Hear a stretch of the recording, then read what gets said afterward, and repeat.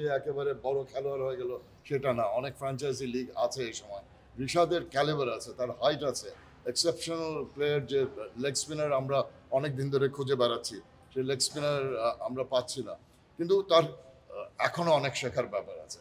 Shorter ফরম্যাটে চার over বল করে হয়তো বা পার পেয়ে যাবে, কিন্তু এই জায়গায় যেখানে আমরা আছি long version cricket, test match cricket, সেই জায়গায় যদি রিশাদ ভালো করতে পারে তাহলে আমি খুব খুশি হব। লাস্ট প্রশ্ন, যে মিরাজ খেলছে না এই টেস্টে, মিরাজকে কি বাংলাদেশ মিস করবে কিনা বা করছে কিনা? বিশালভাবে মিস করছে অবশ্যই।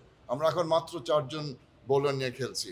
এই ধরনের গরমে, এই ধরনের হিউমিডিটিতে প্রতিটা বোলারকে কিছুক্ষণ বিশ্রাম দিতে হয়। সেই বিশ্রাম দেওয়ার সুযোগটাও কমে আসছে যেহেতু একজন বোলার শর্ট।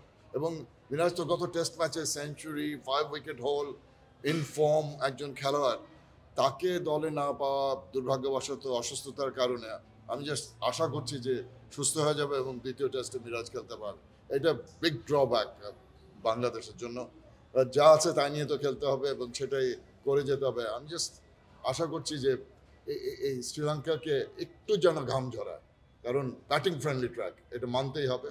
এবং শ্রীলঙ্কার অনেক নতুন খেলোয়াড় এবং পুরনো খেলোয়াড় মিলে তাদের অভিজ্ঞতা আছে, তাদের নিজেদের মাঠ, সব কিছু মিলিয়ে অ্যাডভান্টেজটা তো তাদের। সেই জায়গা থেকে আমাদের কিছু কিছু বাড়তি আদায় করতে হবে। Thank you.